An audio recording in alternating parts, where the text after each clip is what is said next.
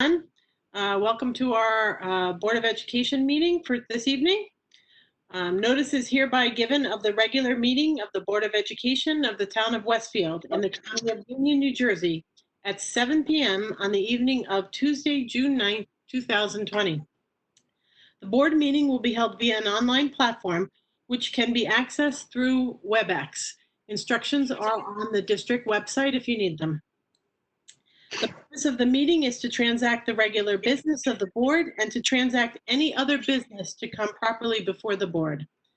This is to advise the general public and to instruct that it be recorded in the minutes that in compliance with Chapter 231 of the Public Laws of 1975, entitled the Open Public Meetings Act, the Westfield School Board on Thursday, June 4th, 2020, caused to be posted at the office of the Board of Education located at 302 Elm Street, Westfield, New Jersey, and delivered to the Westfield, the Star Ledger, the Westfield Library, Town Clerk of Westfield, Tap to Westfield, and Patch.com, a meeting notice setting forth the time, date, and location of this meeting. Dana, may we have a roll call? Sure. Michael Beelan. Mike, you must be muted. I don't hear you. You're on mute now, Michael. Michael, you're muting. God, speak now. Well, he's here. Kent Diamond. Here. Brendan Galligan. Here. Robert Garrison. Here. Brian Morrissey. Here. Gretchen Oleg. Here. Tara Porto. Here. Peggy Oster. Here. Amy Root. Amy, you're muted too. Oops, sorry. Here I am. Okay, thank you. Yes, here. Perfect. Thank you, Dana. Tara, would you lead us in a flag salute? Yes. I pledge allegiance The flag of the United States of America and to the republic for which it stands, one nation, under God, indivisible, Invisible. with liberty And justice for all.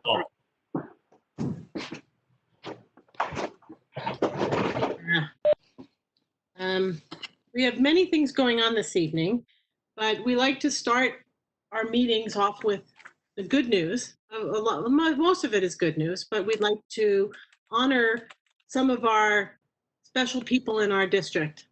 And every year, Westfield High School gives out 4 different awards to teachers. And tonight's the evening that we would like to honor our teachers. We have 4 Westfield High School educators who have been nominated by students, staff, and/or parents and selected for special recognition for the enthusiasm, caring, and dedication they show to the school community every day. And I'd like to repeat this. These teachers are nominated by their peers, their students, and their parents, which makes it very special. On behalf of the Board of Education, I am pleased to read a resolution attesting to your commitment and devotion. Normally, we would be gathered in person at our boardroom, and I would present each of you with the resolution. While that is obviously not possible at this time, we will make sure you get a framed copy of the resolution to you when we can all be back together again. I was excited with all 4 of the nominees, and I'm happy to see that you're all here this evening. I'd like to start with Gail Alston. Thank you. The recipient of the Above and Beyond Award. Gail, let me read this resolution to you. Resolution by the Board of Education of Westfield, New Jersey to Gail Alston. Whereas the Westfield High School Above and Beyond Award has been established to annually recognize a teacher or counselor who has truly made a difference in the life of a struggling child, either socially, emotionally, or academically. And whereas this award is presented to Gail Alston, a dedicated special education teacher at Westfield High School, who is lauded as an educator who believes in her students and encourages them to follow their interests. Now, therefore, be it resolved that this Board of Education publicly congratulate Gail Alston for receiving the 2020 Westfield High School Above and Beyond Award, a significant honor and a notable accomplishment. And that this resolution be presented to Gail Alston on June 9th, 2020. And that a copy of this formal resolution becomes part of the permanent records of the Westfield, New Jersey Board of Education. Everyone? Thank you. Gail, you are, I have the pleasure of working with you, not really as an educator, but in many different committees and so forth. And you are a bright sunshine anytime you come to a meeting, and working with you is a true joy. So I'm going to turn the mic over to you, and if you have a couple of words. Okay. Thank you so much, Mrs. Oster, for the omission of the L word. Good evening, everyone. I'm truly honored tonight to receive this award. But please know there are over 500 teachers in Westfield who go above and beyond every day, and I would like to share this award with them. Also, the person that I really would like to give thanks to is a student who thought so highly of me to take the time to write that letter. He was a young man I saw as a freshman that I didn't want him to get lost in the high school and realize that he loved science, and introduced him to Brewster and the animals, and he just flourished. But the person most of all I would like to thank is Anita O'Neill, because she allowed me to do well in Westfield, to play it forward with Russell. And of course, I have to thank my peeps, CJLH, who have stood by me through the good times and the bad times. And I'm very grateful to be a part of the Westfield community. Thank you all so much, very much. Thank you. You We hope you're here for many more years to join us in the future. So too. many more. I'm sorry. You know, it has to be in writing, so that spontaneous outburst doesn't count. Okay, okay. So we move on to our next recipient of the PTSO Teacher of the Year Award. And this year it goes to an amazing mathematics teacher, Louis D'Angelo. Louis, are you there? I have to find you in my thing. There you go. Congratulations. Let me read your resolution. Resolution by the Board of Education of Westfield, New Jersey to Louis D'Angelo. Whereas the Westfield High School PTSO Outstanding Teacher of the Year Award has been established to annually recognize a teacher who is encouraging and motivating. It is a good role model and shows respect for coworkers, students, and parents. And whereas this award is presented to Louis D'Angelo, a dedicated and caring mathematics and Project 79 teacher at Westfield High School, who is applauded for his endless energy, infinite patience, and for his devotion to teaching and the students. Now, therefore, be it resolved that this Board of Education publicly congratulate Louis D'Angelo for receiving the 2020 PTSO Outstanding Teacher of the Year Award, a significant honor and a notable accomplishment, and that this resolution be presented to Louis D'Angelo on June 9th, 2020, and that a copy of this formal resolution becomes part of the permanent records of the Westfield, New Jersey Board of Education. I pictures move around, so I lose the person I'm talking to. There you are. Mr. D'Angelo, we really appreciate all that you do at the high school. I love math, so being able to share that with students is an amazing thing. And you know, the recommendations came in and they were amazing, and we really appreciate all that you do. So I'm going to turn the floor over to you. All right, thank you very much, the Board of Education. And as I was thinking, who was I going to say thank you to, I realized that of the awards that are being given out tonight, mine was the easy one, because PTSO, parents, teachers, hey, there's the people I want to talk about. So parents, thank you for all of the support that you have given me throughout the years. It is just as true today as it was 15 years ago when I started, that I consider myself fortunate to have found a career that I love in a place where I truly enjoy being. And that is thanks to the entire Westfield High School community. So parents, for everything you do to support me as a teacher. I also started getting involved with the robotics club this year, despite knowing nothing about robotics or the system. And the support of the parents there to teach me how the system actually works was invaluable. And just in general, all of the support that you give to instill in your kids the value of receiving a good education. It shows. The second part of that, teachers. Gail, you mentioned that there's 500 people that shares, and I say the same, just the entire staff that we have, the way that we work together to make all of this happen, especially since we've moved into the virtual learning, just the way we've helped each other troubleshoot things, bounce ideas off each other to find ways to make the school year continue as effectively as we can. And beyond that, even though the T stands for teachers, really the entirety of the staff. I'm just thinking, again, we held a giant region-wide robotics tournament in December that our custodians were essential to for making that thing happen. In the virtual learning, one of our paraprofessionals who wasn't even assigned to one of my classes has since joined it just to help support some of our students with the digital tools. So there's still so much that the staff as a whole does that I'm thankful for. And I do feel kind of bad doing PTSO and leaving students for third, because students, you're really the #1 reason that I have so much fun doing what I do. There was it was just a very timely conversation came up one of our classes last week where someone asked me, how when you teach the same class like 3 times in a day, how does it not get boring? And the answer to that is just, it's because it's about the classes, it's about the kids, it's about you. Each group brings its own personality, its own energy, its own dynamic, and that's what makes this so enjoyable. So thank you as the students for everything you've done, everything you do to make coming to work or to school, as I still say, a joy every day. And last but not least, even though it's PTS, I also want to throw in as O, the community as a whole, and specifically the representatives on the Board of Education. I mentioned that I'm part of Project 79. We've just celebrated our 40th anniversary as a program.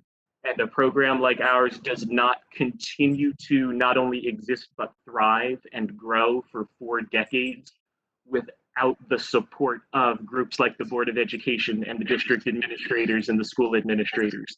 So it is a truly amazing program that I am so glad to have become a part of, and to see so many kids still interested in joining to find ways to make school work for us.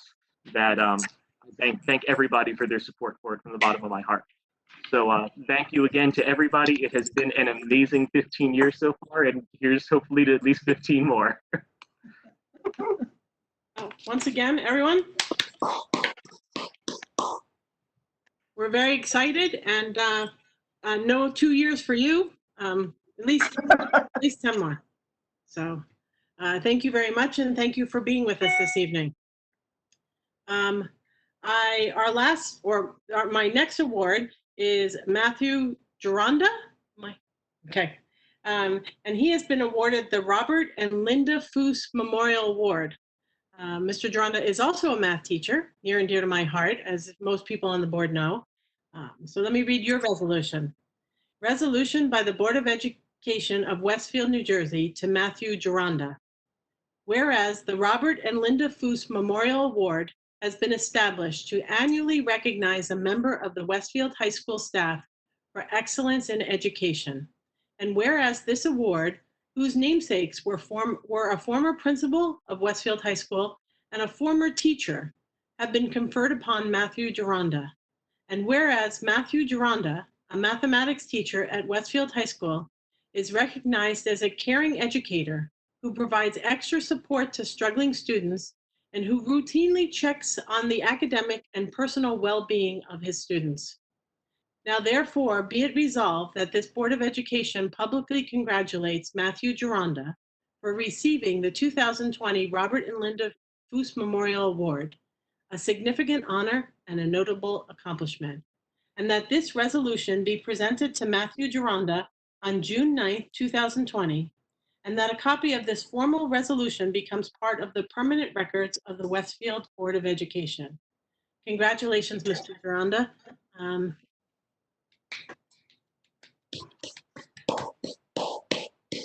Thank you very much. This is such a tremendous honor. The first thing I did was research who Dr. and Mrs. Foose were, And I can't believe Dr. Foose was a principal for 20 years, 20 plus years, and to be associated with a fixture like that, and of course Mrs. Foose was a teacher, is in the Westfield community is amazing.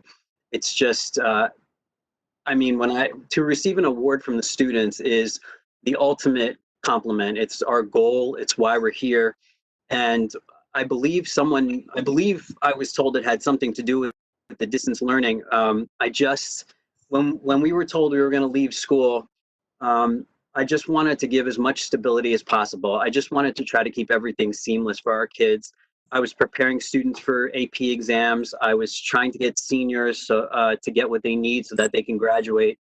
And I went to Ms. D'Alessandro, who always is so supportive, and said, I think I want to try some of these platforms before we leave. And as usual, she said, oh, okay, Matt, give it a shot. And I started to get online with the kids right away. Learned quickly that some platforms are good and some aren't. For example, the ones where all the kids can hide on the third screen and make faces. So we got rid of those. We found our way into Google Meet, and I decided I was going to set something up and just teach. I had to just do whatever it is that I feel like I can help with. And the students seem to respond pretty well. I've made some recordings with that, and I feel like I've been helping. I'm trying as hard as I can to do the best I can for our kids, and to receive an award like this with this name and from students is a tremendous honor. So I'm so appreciative to be here with everybody and to be honored in this way. So thank you for the presentation and for the recognition to everybody. I really appreciate it. Thank you so much.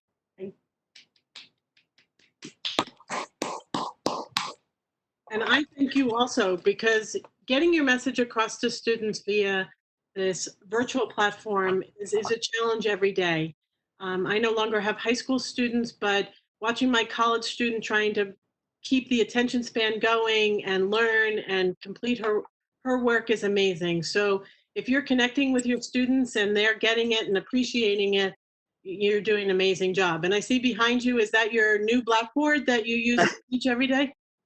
Yeah, this is where I do some of my teaching here, and these are the schools that the seniors have committed to. So I tried to spice it up for them, so they're not looking at a blank wall. I'm very glad that you received this award and that the students are responding to the teaching and still continuing to learn math. So thank you very much. Thank you. At this time, I mean, I like to share this responsibility of giving out these awards, especially if we have somebody on the board who has a personal connection with a particular teacher. So I'm going to turn this over now to my fellow board member, Brendan Galligan, to read the resolution for Suzanne Glynn, who is the Distinguished Teacher of the Year Award. Resolution by the Board of Education of Westfield, New Jersey to Suzanne Glynn. Whereas the Distinguished Teacher of the Year Award has been established to annually recognize a teacher who, through both excellence in teaching and demonstrated commitment to intellectual pursuits beyond the classroom, serves as a model and an inspiration to the Westfield High School community to strive towards excellence. And whereas this award is presented to Suzanne Glynn, a dedicated science teacher at Westfield High School, who is praised for the time and effort she puts into her lessons and for her obvious love of every aspect of chemistry.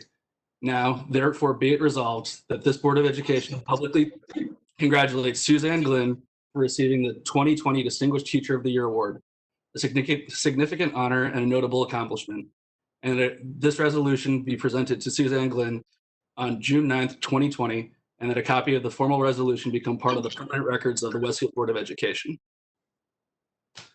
I asked to present one of my favorite teachers from high school. Thank you so much, Brendan. So I've had the pleasure. I got the pleasure of presenting today. After I read in the paper that you were receiving the award, I asked Dr. Dolan if I could present tonight.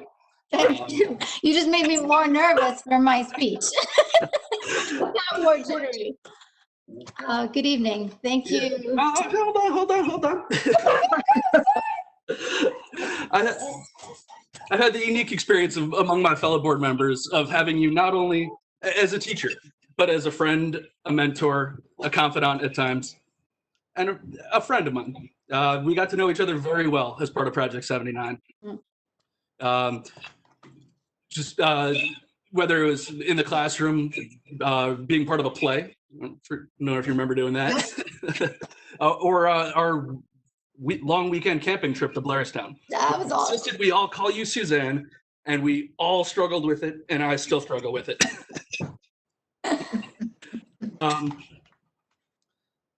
I just wanted to share one thing that you did for me. Knowing that I was nervous to go off to college, you sent me a card in the mail after I graduated.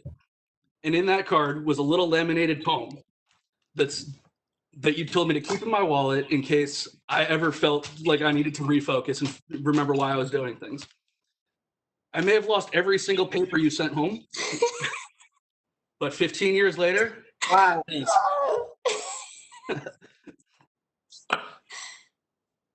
What you do today is important because you're exchanging a day of your life for it. Just one line from that poem. Thank you, Miss Glenn. Thank you. Woo! I didn't think I was going to have to go after something like that. Thank you so much, Brendan. I love that you kept that. Thank you to the Board of Ed and the Westfield Foundation, the class of 1957, for allowing me to receive such a touching award. Thank you to my family for their support, my parents for their inspiration, and my younger sister, my first student, and my Westfield students that took the time to nominate me. Over the past few weeks, as people have reached out to congratulate me, my response has been the same. Thank you, but every teacher right now deserves an award. And according to my family member and retired colleague, Bob Brewster, I only received the Distinguished Teacher of half a year. Bob, I beg to differ. I, along with much of the Westfield staff, would probably agree that we learned more during the week of March 16th than we have in most of our in-services combined. People that know me know that I'm a traditionalist and have never been a huge fan of change. As I grow older in all facets of my life, I'm learning I need to get better at accepting change. And because of how the Westfield education community supports us as professionals, my willingness to take chances and change has grown, especially now with distance learning. Distance learning, what a phrase. It has totally made me and every teacher out there realize exactly why they became a teacher. I love to teach, and I love the classroom. I miss it. Real desks, a projector and speakers, real chalk, my chemicals and the lab equipment, the stuff that makes science fun, and most importantly, the real student interactions. It's the human interactions with all of the amazing staff and students in that high school building that really makes learning happen. Something I hope we never take for granted again when we get back. Because I teach a subject that most people think is challenging, I have always had the mindset that it's not just about the chemistry content I want them to learn. That's just my vehicle. Don't get me wrong, chemistry excites me like crazy, and I love when my students end up pursuing science as a career. But now more than ever, I believe it is not all about the content that we teach, but about opening the eyes to the process of learning how to learn and what to do when faced with a challenge. My son's principal said it best. When this is all over, the students won't remember what they learned or what they didn't, but they will remember how they felt. When I teach, I never pass up a moment in class to add a little personal advice or helpful tips for growing adolescents. I found myself stepping out of the role of chemistry teacher recently and trying to inspire healthy choices in sleeping, eating, and exercise habits. I have pointed out to my 10th and 11th graders that they have been given a unique sneak peek as to what college might be like, to have to self-motivate and self-manage themselves in a way that many of them have not been asked to do yet. I am proud to have witnessed their growth, and the parents of this town should be too. Coincidentally, self-management happens to be an SEL goal in our district. There is a 5-minute video, Self-Management, the 10 things that require zero talent, that Dr. Nelson recorded a little over a year ago. And if you were missing his voice and powerful words like I was, listen to it. You'll be amazed at how relevant those words are now. Thank you again to the Westfield parents and students, the Board of Ed, and the high school administration for allowing me the space to cultivate my craft over the years. Thank you to my science department colleagues, especially Martha Bailey and Lou Casagrande, and supervisors Dave Stoneback and Tom Patterson for constantly pushing me to become a better teacher. For the past 20 years, I've been so proud to call myself a science teacher at Westfield High School, and I hope to continue to make you proud for another 20. Thank you for this honor.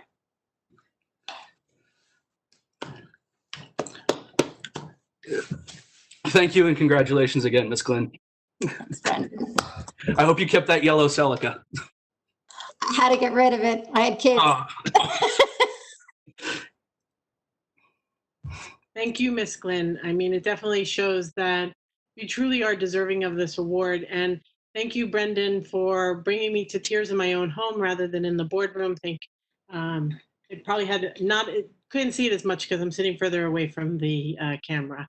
But it is special to be able to hear of a student and how they grow up and how you have affected their lives and how they remember and so forth. It really does show the importance of the teachers in our children's lives. So I thank you very much. Tonight, our principal, Mary Esfendis, would love to be here, but she's unable to attend because she has a family commitment. However, she recorded a special message for all of our recipients, and I'm going to ask Brian Ocker to play it now for you guys. Brian. Good evening, members of the Board of Education, Dr. Dolan, and our awards recipients. I am thankful for the opportunity to recognize and congratulate these 4 amazing educators who make an impact on students each and every day. They are shining examples of the incredible teaching staff at Westfield High School, and their contributions go far beyond the classroom. These awards are particularly meaningful for our staff. We are grateful to each student who submitted nomination forms for these awards. It is very rewarding to review all the nominations and see how each nominee impacted their students and their classes.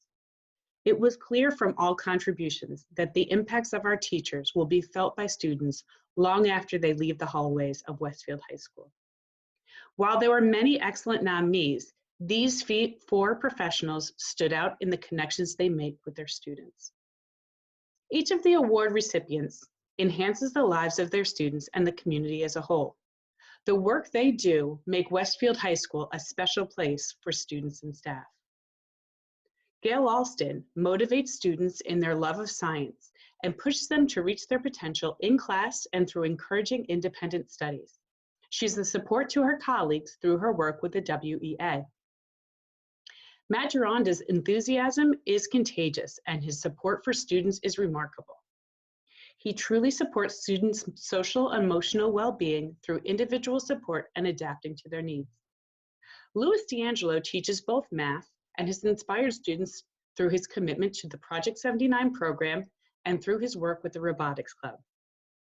Suzanne Glenn has irresistible energy, which inspires both her students in the classroom and her colleagues in her science department. Each of these phenomenal educators are well deserving of their respective awards. Their dedication to students, their subject, and our school are greatly appreciated and admired. Thank you to the Board of Education and Dr. Dolan for taking the time to recognize our educators this evening. Congratulations, Gail, Matt, Louis, and Suzanne. We are so grateful for all you do for the Westfield High School students and community. Thank you.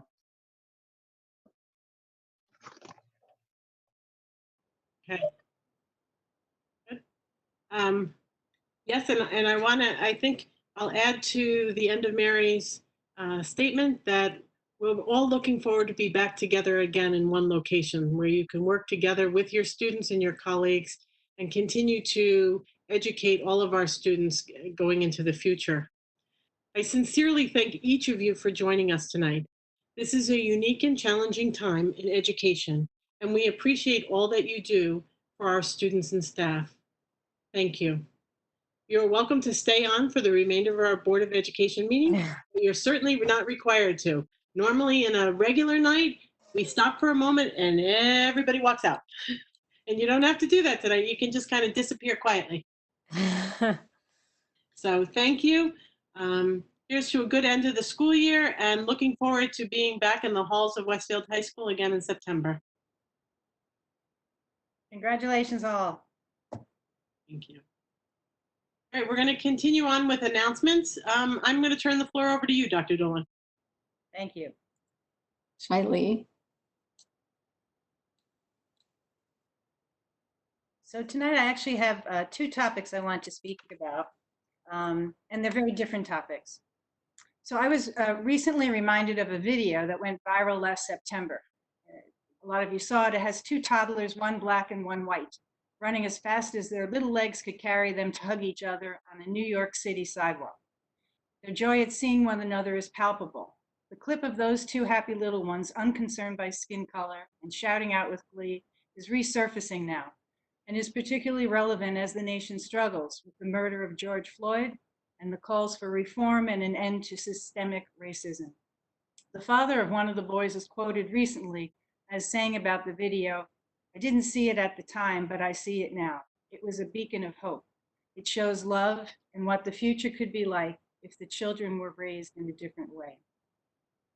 I applaud our students who have organized or joined in peaceful protest, calling for meaningful change. It is this participation by young people as active citizens in the democratic process that gives me hope for the future. Since Mr. Floyd's death, I have heard from parents and students, both current and former, with understandable questions about what the school district is and should be doing to combat hate and to educate our students on issues of race and cultural diversity. The Westfield Public School District has long recognized that we have a role in this. I believe that we have made strides in recent years. We have worked to improve our curriculum to better address racism, anti-Semitism, and other shameful acts, both historically and in present day. The English and Social Studies curricula includes biographies, historical fiction and nonfiction, and literature that spark important classroom conversations about bias, bigotry, and hate in ways that are appropriate for the maturity and developmental level of students in elementary, intermediate, and high school levels. This fall, multiple sections of a new course at Westfield High School entitled Power, Privilege, and Imbalance in America is available to juniors and seniors to educate and foster discussion among students about the history of minority groups in the United States. I encourage you to visit the Curriculum Department's page on the district website to read more about our Black History curriculum and the ways we explore questions of freedom, justice, equality, and citizenship, as well as prejudice, race, diversity, and human rights. Our language arts and social studies supervisors also spent this school year working with teachers to examine our classroom libraries. And based on their recommendations, the district will be purchasing additional titles that provide a richer and more diverse experience. We established No Place for Hate committees earlier this year at our intermediate schools and the high school. They have provided an important voice during these turbulent times. We also list important resources on the district website on empowering young people to speak up against hate. These resources include suggestions for what families can do to advance the conversation. We acknowledge and investigate acts of hatred in our school and impose consequences, legal or otherwise, on identified perpetrators. We condemn all acts of racism, anti-Semitism, bigotry, and expressions of hatred. Our administrators and educators work hard at every grade level to teach our students to respect themselves and those around them, to accept each other's differences, and to speak out against prejudice and discrimination. We have been and continue to be a member of CJ Pride and work with other districts to encourage more educators of color to join our schools. Our outgoing Commissioner of Education had made it a goal to increase the number of men of color in the teaching ranks. I hope this initiative continues in the state level. We know there is more work to be done, and we cannot do it alone. I continue to be grateful for the ongoing partnership with our students, parents, and community members. We are listening, and we will continue to listen. If some of our work to date has not been effective, we want to change that. If there are new suggestions, we will be open to them. As we work over the summer, we will not only be focused on how to reopen schools after a lengthy closure, but also on how to make sure that all students will be made to feel safe and supported when they return. So that is the first part of the remarks. I do have a second topic I want to address, but I'd like to pause for a minute in case there are questions or comments or the like. I just want to follow up and in support of Dr. Dolan. I know this is near and dear to Dr. Dolan's heart. Not only have I been a board member for 6 years, but I've been part of this community for the past 30 years and had the privilege of my children attending Franklin School when Dr. Dolan was a principal there. But that being said, being near to her heart and important to me also in the future of all of our students, we always have new things to learn. We need to look at our practices to make sure that they are truly aligned to what we believe. And I just want to let everybody know that I've had a couple of conversations with Amy and Dr. Dolan that I would like the board to consider doing a workshop where we look at what we have in our curriculum and also to listen to some of the changes that have been proposed by community members and see if we can incorporate them into our curriculum, into our schools to make our schools better. We have to, the thing that I think we've learned over the past couple of days is that we have to continue to learn. We have to continue to make changes. And we can't just assume that because it worked before, it's still working now. So I'd like to bring you all into this sort of discussion. And I will continue to talk to Dr. Dolan and Dana and so forth as to when we can schedule something that we can continue to talk about this and make meaningful changes within the district. Peggy, if I could say something. So I was at the rally over the weekend, and I had the privilege of hearing a number of high school students speak, and I have to say it was an incredible display of bravery on their part, and I was, without exception, impressed by their eloquence. I really think they did a remarkable job, not only just in organizing the event, but in terms of sort of saying what their experience was. And standing there, and they did say some really difficult things that were hard to hear as a member of the Board of Ed, as someone who's been on the board for 8 years. It was hard to hear a lot of it, but I think that it's important as we sort of move forward that we have to, in order for us to really appreciate it, is we have to accept their experience as true, as real. It was theirs. And so I'm really glad that we're going to talk about it as a board, but I think that, we have to, in order for us to really make an impact, we need to be willing to hear more difficult things, and to be open to it. And I echo what you said, I'm, as the senior board member, Dr. Dolan repeatedly has, exemplified for the board and led the board in approaching these issues in what I believe to be the right way. But clearly there's more work for us to do. And so I look forward to undertaking that work with all of you as we move forward. But I suggest that when we do hold that workshop meeting, and I truly believe we need to do that sooner than later, we include some of those students, like we would for the code of conduct review session, include the stakeholders that we're trying to impact change upon, and really let them lead the conversation, at least part of it. I think you're right, Brendan. I think we need to hear their experiences. I know my company's done a lot of listening sessions in the last week to gather information, hear other people's experiences, and then they're going to develop action plans from which to move forward with. I think the workshop here would be a great first step, but we need the students' input. Yeah, and I had some of the feedback that I received, I passed on to Dr. Dolan, just from some students and some various residents within town. And I agree with what Kent and Brendan had said. I think we need to get the students involved. Some of the students, have concerns, and I think we need to listen firsthand about what their concerns are and go and address those if they do exist within the school. Students and any staff that may be. I was just going to say any teachers or Well, staff that's called as the well. school community as a whole, regardless of who it is. And I think that is truly what I had in mind.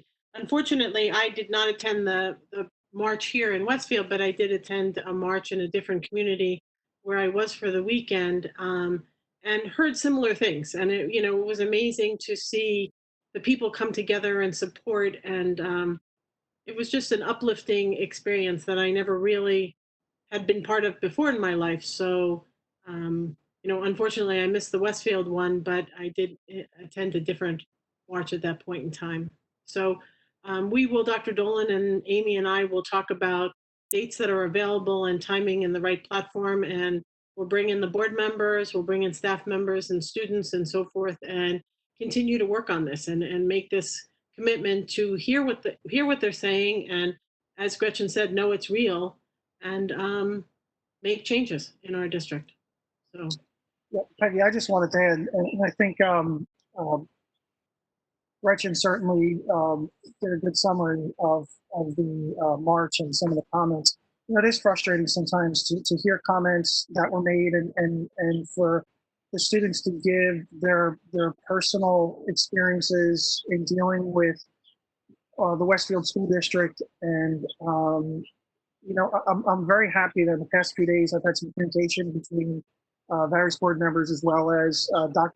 Dolan, and I'm so happy that the openness and embracing the idea of wanting to have a real serious look at what our district is about and how to move forward and work with students and faculty and others to figure out a way so that you know, not only Black lives matter, but Black students' lives matter, and they matter in this Westfield School District. So I'm really thankful for this board and for the encouragement that I've heard over the last few days, and not just the last few days, even since I've been on the board, but especially the past few days. And I do congratulate the students who put that together. I thought it was a really powerful march and protest the other day. Okay. Any other comments?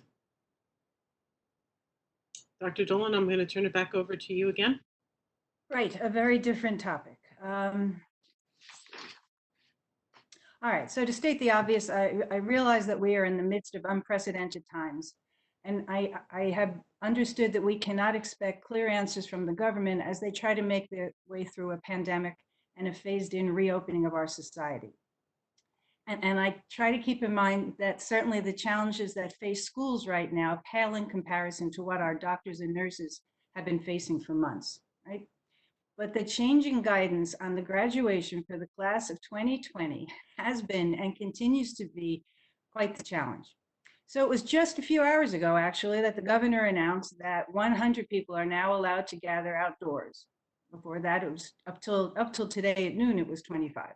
He also said he expects to be able to raise the limit on outdoor gatherings to 250 people on June 22nd and 500 people on July 3rd. If the downward trend in the coronavirus outbreak continues. So with this, we worked this afternoon to see what these changes and how these changes will allow for the celebration of our seniors. Principal Asfendis has reached out to families right before this meeting and asking them to save the date of July 8th for an in-person graduation. We do not have the details. It's been hours. We do not have the details of the ceremony, but it was very important to both Principal Asfendis and the assistant principals that they kept their promise to the senior class. The senior class in a survey made it very clear what they wanted the most was an in-person graduation with all students. That's what they wanted. And the administrators promised that when it was possible, they would figure out a way to make it happen. So today was really an announcement saying we're going to keep our promise. And the details, I promise you, we do not have. We'll be working on them, but we do not have them as of now. But our seniors deserve this. We're very proud of our seniors. They've been through a lot. They need to be celebrated. And we're looking forward to doing that, and details will follow. Thank you, Dr. Dolan. I sometimes think about all the calls that you sit on and the Zooms with the state and the town and the teachers, and wow, and my head spins at the end of the day. Today was one of those days that my head spin quicker than I could say boo. I was answering emails to parents explaining how we couldn't have a graduation because it was only 25 people that were allowed in an outdoor venue, only to basically finish an email to hear that Governor Murphy has made this announcement that he's changing the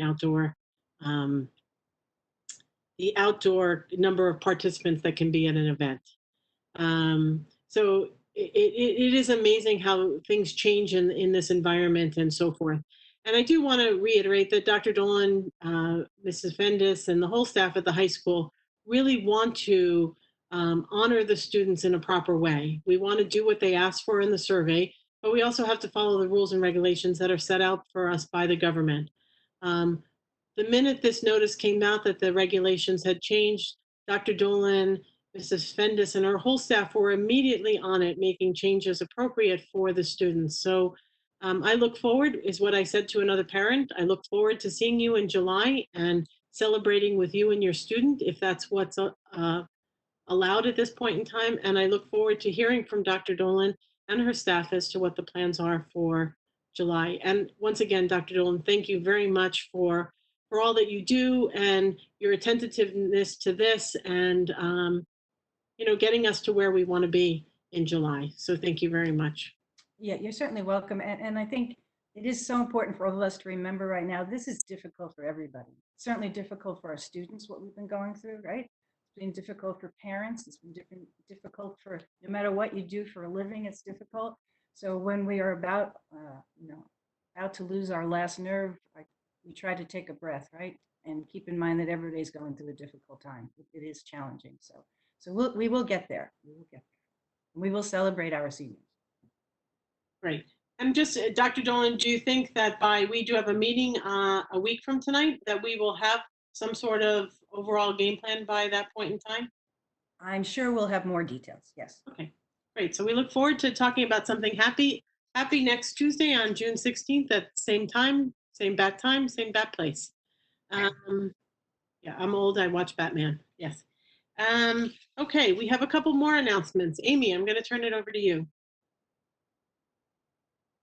Hi there. Yes, I have one announcement. The deadline for Westfield residents interested in considering a term on the Board of Education is Monday, July 27th at 4 p.m. when nominating petitions should be filed with the Office of the Union County Clerk in Elizabeth. Please note that at this time, 2 bills are pending in the New Jersey legislature that would require an electronic process for the collection of petition signatures and their submission for elections during the duration of the COVID-19 public health emergency. Westfield School Board candidates should check with the Union County Clerk about current filing requirements. That sounds a little scary, but you don't need very many, so don't worry about that part. The Westfield Board of Education will have 3 open seats in November. The 2 board members whose 3-year terms are expiring on December 31st, 2020 are Kent Diamond and Peggy Oster. Additionally, the 1-year unexpired term held by Brian Morrissey will expire on December 31st, 2020, creating a 3-year seat on the November ballot. More information on the board election process, including the New Jersey School Boards Association's candidate kit, can be found under the board section of the district website at www.westfieldnjk12.org. Thank you. Thank you, Amy. I have one last announcement that I alluded to a couple moments ago. Our next Board of Education meeting, virtual meeting, will be held on Tuesday, June 16th, beginning at 7 p.m. We look forward to a video tribute to recent student achievements in athletics, volunteerism, and the performing arts. We are also will be welcoming Buildings and Grounds Supervisor Sean McCarthy and Custodial Staffs Coordinator Tony Cuccaro for a special recognition.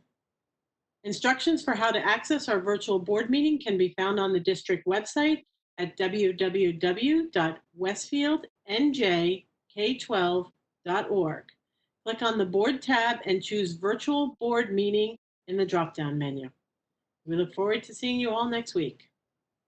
Thank you. Any other announcements? Nope. Okay, so at this time, Can I interrupt? I know I'm Mr. Roberts' rules, and this normally isn't quite the right place, but I did want to at least acknowledge Pride Month. I know that last year the state passed the inclusive curriculum law, and there are 12, I believe 12 pilot programs this year. But I did at least want to recognize the fact that hopefully somewhere down the road, Westfield will have our own curriculum as these pilot programs are tested. And I did want to make a personal note and recognize my uncle, Robert Schick, who also known as Ruby Rims, who is a drag legend out of New York. And he's done a lot with education in New York in terms of inclusive curriculum. And so that's it. Just wanted to recognize Pride Month. Thank you, Rob. At this time, I'd like to recognize the public for agenda items only. Agenda items only. You'll see you can type in your question on the side if you have any, and Brian will wait about a minute and see if anybody is typing any questions. Great.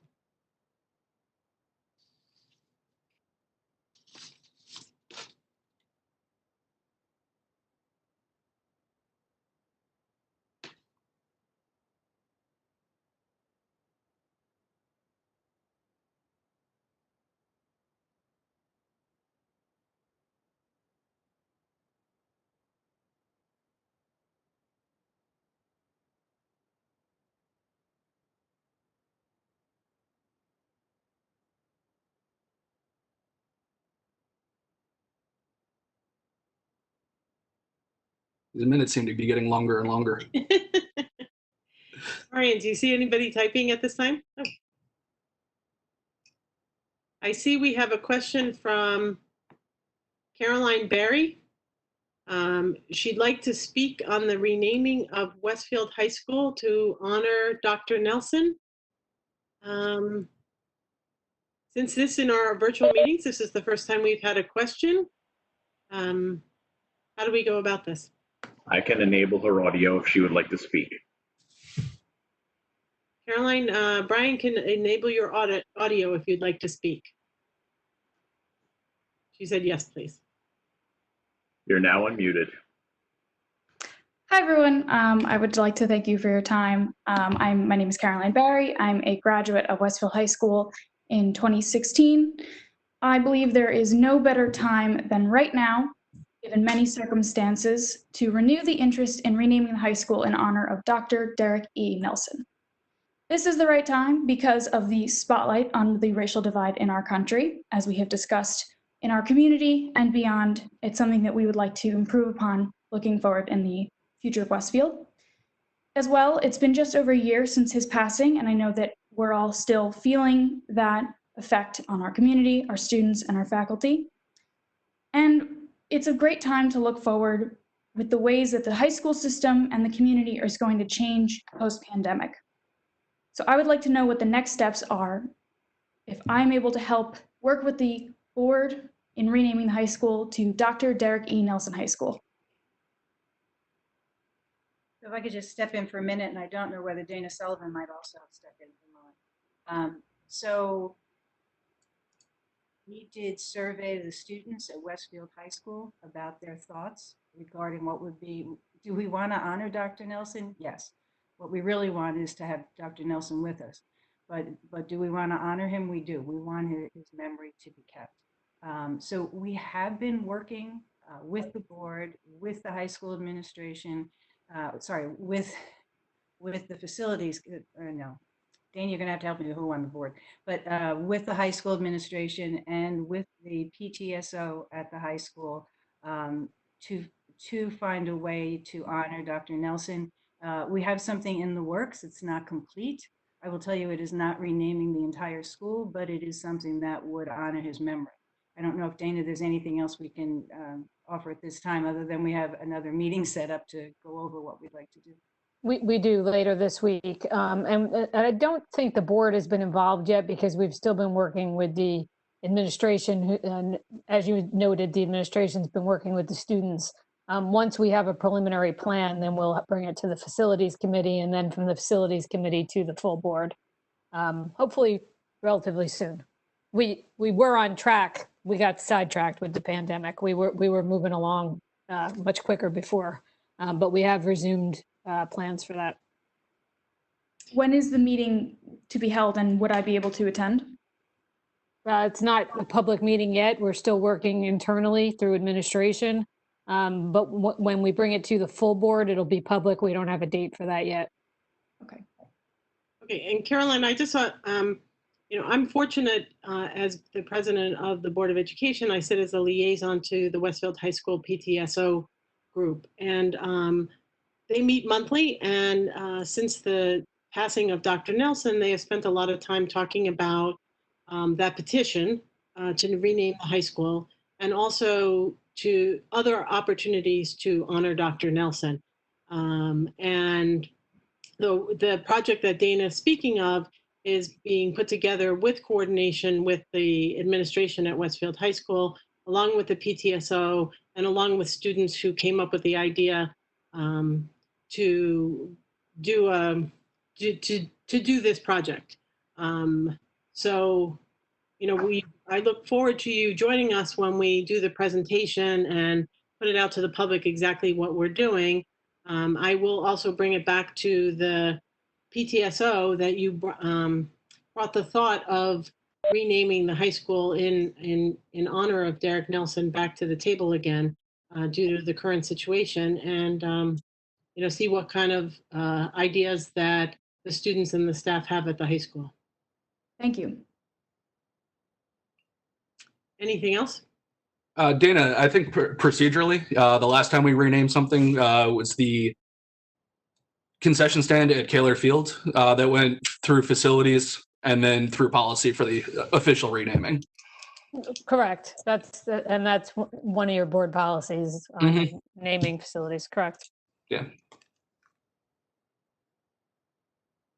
Okay. Anything else, Caroline? That's it for me. Thank you. Thank you. I assume that's the only question, Brian? Okay. Dr. Dolan, I'm going to hand the meeting back over to you. I know that you have some state mandated reports to present to us. I do, and I think Brian has the presentation for it. There are two brief state reports that we're required to present in public each year. They should look pretty familiar to people. One will look very familiar, and I'll explain why in a minute. So the first one is the Student Safety Data System. And the second one has to do with harassment, intimidation, and bullying. So the Student Safety Data System. In this report, the instructions from the state are very, very clear as to what has to be reported. And we have two report periods each year.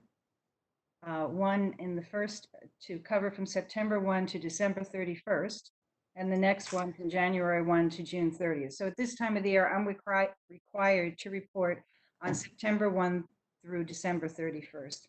And so we do have a chart that will explain how many incidents we had in each school. I'll first tell you to look maybe down at the bottom. The first column, the incidents. Incidents are defined as any incidents of violence, vandalism, substance, weapons, or harassment, intimidation, and bullying confirmed. So from September through December, that is the number of incidents for each school.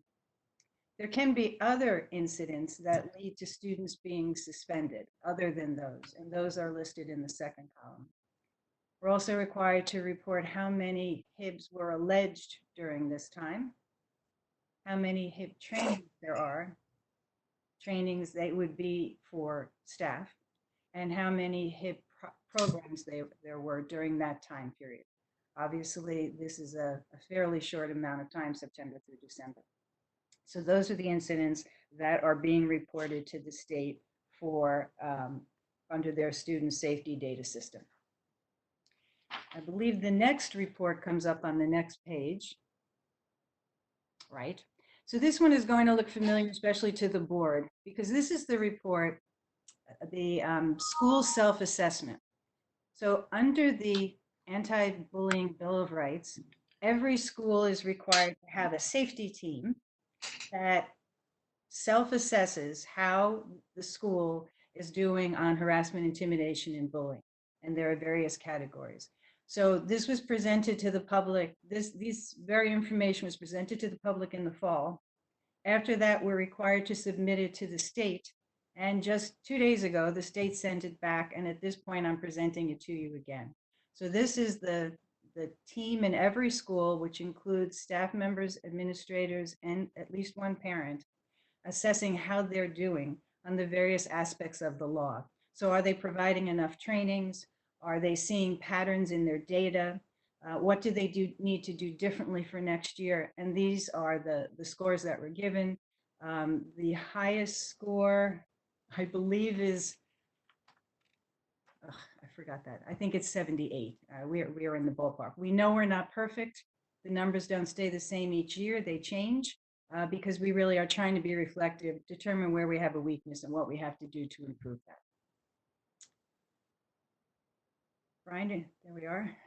This gives you a sense of how the numbers change over the years for each of the schools. We've been doing this for a few years now. And again, it's something to continually look at. Patterns can change, and you want to address that to make improvements in each school. Right, and the district gets a grade, which is an average of all of the schools.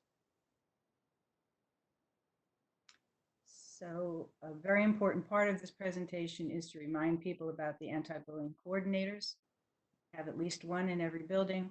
And the coordinator for the district is Joseph Malanga, who's the principal of Wilson, but every school has a specialist.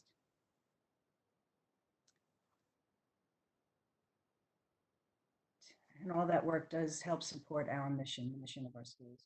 So I don't know if there are any questions or comments regarding that. Again, you had seen that report at the beginning of the year.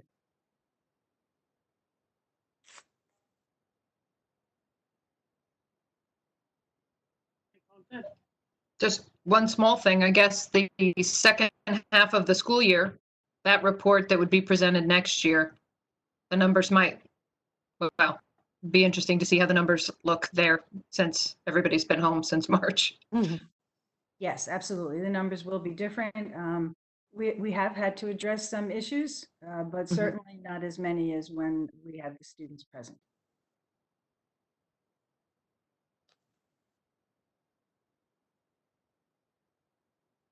Okay. Is that it, Dr. Dolan? Yes, thank you. Okay, good. Okay, we'll move on to item number 6. Every year at this time, we do our reorganization resolutions. These are the same resolutions we sign off on every year about this time. We also do a reorganization in January, which reflects the election and new board members. So at this time, I'd like the board to consider items number 1 to 40. Do I have a second? Second. Brendan? Are there any comments or questions in reference to them? I think they were all part of the agenda for you to read through. Okay, seeing nobody have any questions. Dana, do you want to take a roll call? Sure. Mike Phelan. Mike, unmute yourself. Mike, unmute. Mike. There we go. It's yes. Ted Diamond. Yes. Brendan Galligan. Yes. Robert Garrison. Yes. Brian Morrissey. Yes. Gretchen Oleg. Yes. Tara Porto. Yes. Peggy Oster. Yes. Amy Root. Yes. Okay, thank you very much. At this time, I'd like the board to approve the minutes of our board meeting held on May 19th, 2020. Do I have a second? Second. Kent? Yes. Any questions or comments? All in favor? Aye. Okay, any opposed? Okay, we're good at that point in time. Okay, moving on to personnel. I'd like the board to consider items number 1 through 17. Do I have a second? Second. Brendan? Any comments or questions? No. And I know, Dr. Dolan, I think you have somebody you'd like to speak about, or maybe a couple things. I do. I have 3 items I'd like to call out. First, personnel item number 1 is the retirement of Sandy Sarnecki. Sandy has been a secretary in the Board of Education building for 15 years. She's worked both in the business office and in payroll. Sandy was known for her positive attitude. She always had a smile and something nice to tell you about what you were wearing or something else, which is a wonderful thing. So she will be missed, and we wish her well in her retirement. I'd also like to call out personnel items 16 and 17. First, a short explanation. So I think certainly the board knows that we now have 2 administrative openings, right? We have the principal of Lincoln School, Lincoln Early Childhood Center, and also the assistant principal position in Franklin School. So we were first optimistic that we were going to be able to conduct the searches we normally conduct for administrators during this pandemic, but that has proven to be extremely challenging. and we don't want to rush something and do something wrong. So what I had recommended to the board is that instead I consider doing 2 interim positions and use and ask people who already work for us to move into a different position in the district. They know the district and they know the buildings, and let's do that for this year. And then we can take a closer look and make sure we're making the right decision going forward. So item number 16, I'm recommending Tiffany Jacobson to be the interim principal of Lincoln Early Childhood Center. Tiffany is now our English language arts supervisor for K-12. She is an expert in early childhood literacy. She knows the building of Lincoln, and I think she will do a very good job doing that. And I think she will work with Mrs. Zavitz closely before Mrs. Zavitz retires. Item number 17 is regarding the assistant principal position in Franklin. For this, I'm recommending to the board that Mary McCabe be named interim assistant principal at Franklin. Mary has worked as a teacher in Franklin for 16 years. She has earned advanced degrees. She works as our literacy coach. She's done an internship as an administrator, and she's well respected. And I think that will keep Franklin running without interruption, and she will be a good assistant principal for Dr. Paul Duncan. So those are the items I'd like to call out today. Dr. Dolan, with Tiffany Jacobson, assuming this passes, being transferred over to be the assistant or the principal at Lincoln, will that create the vacancy, or are we going to start the year without a language arts supervisor? Right. So the position of supervisor of English language arts K-12 is a vital one for our district. So we are we'll be working on that should these pass this evening. Mrs. Ball and I have certainly had some conversations, but we will start the work once we know that this is approved. So and we'll work diligently to get that accomplished, because all of our academic subjects are important. Absolutely. We tend to run on the lean end for supervisors, not a lot of redundancy there, which is great for the district that we're able to function, but it means we can't just reassign some duties. Right.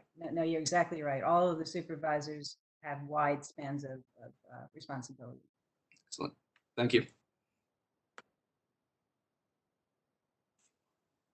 You're muted, Peggy. Thank you, Dr. Dolan. I appreciate, your thoroughness and working with Barbara Ball on this and trying to come up with the best solution that works for our district. I know you've worked hard to replace some teachers that we've had lost over the semester and so forth, and realizing that this is the best choice for our school.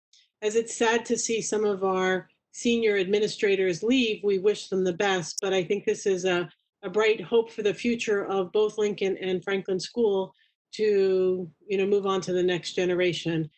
I think Tiffany will bring a new light to Lincoln School, and Ms. McCabe working with Paul Duncan will be a great lead for Franklin School going into the 2021 school year. So I thank you for coming up with this solution and giving us something to work with during these very unprecedented times for hiring of these types of positions.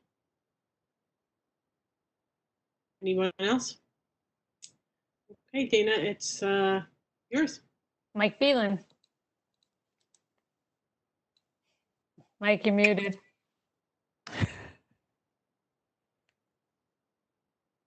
Mike, I can't hear you. She's having a problem tonight. And Diamond. Yes. Brendan Galligan. Yes. Rob Garrison. Yes. Brian Morrissey. Yes. Gretchen Oleg. Yes. Kara Porto. Yes. Peggy Oster. Yes. Amy Root. Yes. Thank you, Dana. Let's move on to facilities. Mike, do you have a report? Oh, do you hear me? Okay. Yes, I do. We have a facilities meeting. We haven't met since our last meeting. We have a facilities meeting scheduled for this Friday, June 12th. We have a couple of things on the agenda. We're going to look at the RFP, which is currently out for bid right now on the Town of Westfield website regarding the Edison Field, discussing just the impact of COVID and how we're going to address the various issues, whether it be changing classrooms or busing or any other issues, distancing within the classrooms, any other issues surrounding that. And we're also going to review what the summer projects are that are planned for this coming summer. And so we'll have more of an update at the next meeting, but we have a full agenda coming up this Friday. Great. Thanks, Michael. I look forward to your report next Tuesday. Thank you. Long-range planning, Gretchen. So I have nothing new to report, although there were some emails circulating this week about getting another meeting on the calendar before the end of the school year. So just ask, I think I saw Brendan respond that if the rest of you check emails, hopefully we can get something scheduled. If not next week, certainly the following week, and I'll have a full report. Maybe not next week, but soon. Great. Thanks, Gretchen. Policies, Brendan. Yes, I asked the board to approve policy item number 1. Second. Thank you, Kent. The policies committee met last week, 2 weeks ago, with Sandy Memory to discuss all of our athletic related policies. It was the longest policies committee meeting we've had in a very long time, but definitely the longest virtual meeting we've had. And it was only long because we all kept asking questions and it was a great conversation. Small aspect that we missed with the virtual meetings is that the real discussions that happened at the table in person. So with that, I asked the board to approve for first reading, policy 2431, interscholastic athletic competition, and the regulations attached to that for emergency procedures. 2431.3, practice and preseason heat acclimation for school-sponsored athletics and extracurricular activities. 2431.4, prevention and treatment of sports-related concussions and head injuries. 5450, athletic awards, and 7243, supervision of construction. 4550 is the metrics we use to determine whether a student athlete earns varsity recognition for the season. No major substantial changes except with track and field. The way points are assigned currently will be slightly different under the new policy. Any questions? All right. Dana? Mike Phelan, Yes. Ken Diamond, Yes. Brendan Galligan, Yes. Rob Garrison, Yes. Brian Morrissey, Yes. Gretchen Oleg, Yes. Cara Porto, Yes. Peggy Oster, Yes. Amy Root. Yes. And that's it for policies. We do not yet have another meeting scheduled, but I'll let you know as soon as we do. Okay, great. Thank you, Brendan. Curriculum, Amy. We have I have no report this evening. We have no curriculum items on the agenda tonight. But I am very much looking forward to our next meeting, which is the morning of Thursday, June 18th. I'm already lobbing emails at poor Paul Panero of things that we need to be sure we talk about before the end of the year. I know one of the main things that we do want to address is ideas and plans for distance learning for the summer programs and for potential, potential options for the fall, so that we're ready for various scenarios regarding starting of school again. So unfortunately, I won't have a report at our next meeting, but you'll get something shortly thereafter, hopefully, from that meeting. Okay. Great. Thank you, Amy. Kent, Finance. Yes, thank you. I asked the board to consider items 1 through 17. May I have a second, please? Second. Thank you. I think Rob was first. I'm sure you guys have had a chance to read through it all. We're approving a lot of different things, a flexible spending account, the food services, lunch prices, so on and so forth. Are there any questions for Dana or myself? I don't see any, so I guess we can move forward with a roll call. Mike Phelan, You mute? Yes. Mike, just thumbs up if you're yes or no. Kent Diamond, Yes. Brendan Galligan, Yes. Rob Garrison, Yes. Ryan Morrissey, Yes. Gretchen Olig, Yes. Tara Porto, Yes. Peggy Oster, Yes. Amy Root. Yes. Thanks. Peggy, And that's, I'm sorry, I was just going to say our next meeting is June 15th, Friday, June 19th, excuse me, Friday, June 19th. Yeah, and before we move off of finance, since our last meeting, we did receive some information from the state regarding state aid. And as you recall, we've talked in the past about the possibility of losing state aid. Right now, the estimate that we have is that we're going to lose $494,000 out of the 2021 budget. So not out of the current 1920 budget. And in fact, we have received all of our tax levy from the state, from the town of Westfield for this current year. So for this current budget, everything is in good shape. That $494,000 loss is not final at this point. We won't have that number probably until September. The governor has to submit his budget to the state by August 25th. And then I believe they have until September 30th to approve that budget. So I would guess it's going to be somewhere near the end of September before we know what our actual state aid number is going to look like. My recommendation, depending on what happens to that number between now and when it's final, my recommendation is probably going to be that we appropriate the money from surplus that we lose in state aid. So that we have flexibility in next year's budget. To start making cuts in August or September is difficult when the year is already underway. Obviously, we've already issued contracts to all staff for next year. Also, this could be a one-year blip. We could go back possibly, that's optimistic thinking, but possibly the 21-22 year, if they continue to implement the state aid formula and we again get the amount that we're supposed to per the formula, then by appropriating the surplus for 1 year, it's not going to hurt us in that following year's budget. But we'll also have a year to plan. So we'll be in our planning, we'll know in case we do continue to lose state aid, what reductions are we going to make in the budget. And we certainly are going to have some savings in next year's budget from things like transportation to summer programs, which we're not going to hold. So we're not going to pay for transportation, but we're also anticipating that there will be additional costs, which we don't know what they are right now because we don't have guidelines for the state on how we're going to reopen. So there's a lot of unknowns at this point. But that's right now what I think my recommendation is going to be, that we appropriate the money from surplus for next year and then plan for the following year in case if we continue to see a decrease in state aid. Do you have any questions? Or Dana, what happens with the money that you usually get told, I may call it the wrong thing, the extraordinary aid that we get that you usually say comes in sometime around now or maybe even in the summer? Do you expect that to come in, or do you expect there to be a reduction in that? So we did get the application like we normally do, and it was submitted. That's Dr. Weissman's department fills that out. We submitted it. So we're anticipating receiving it.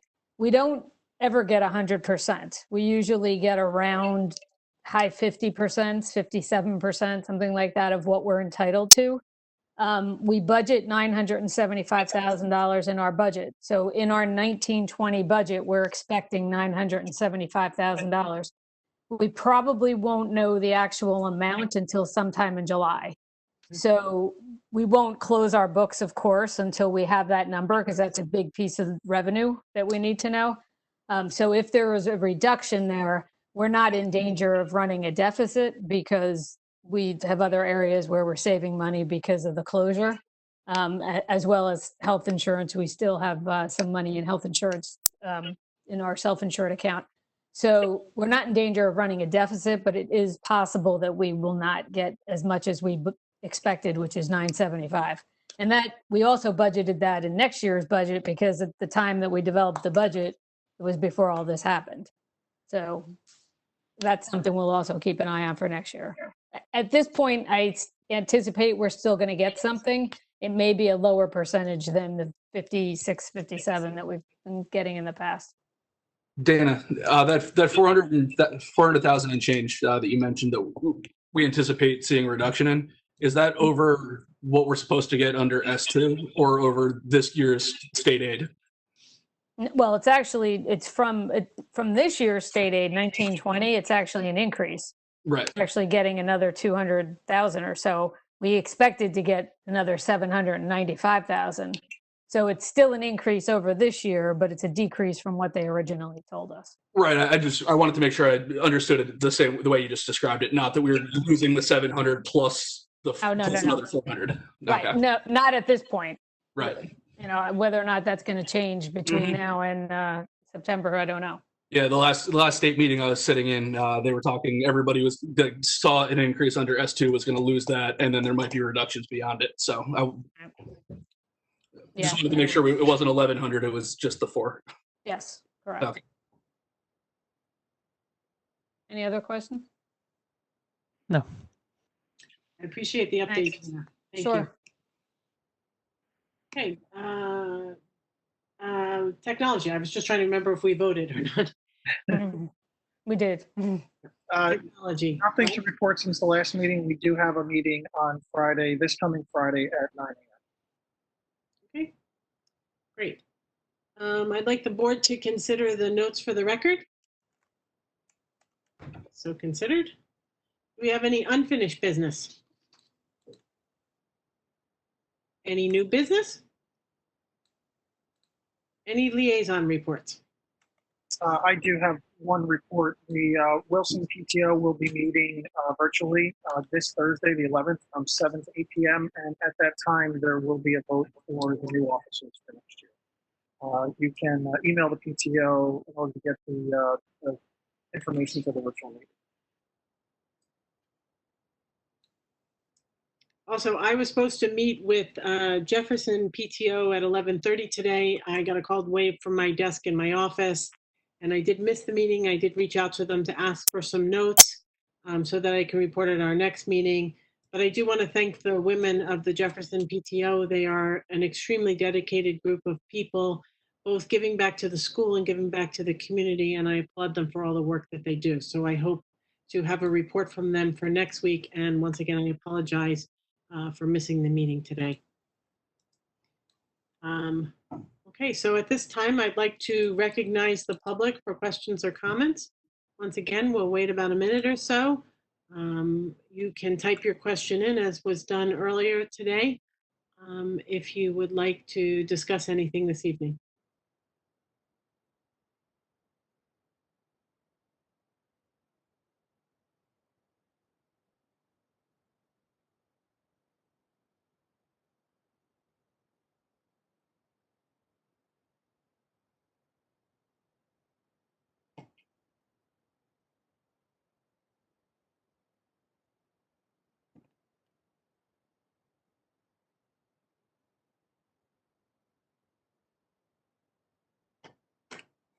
Anything, Brian?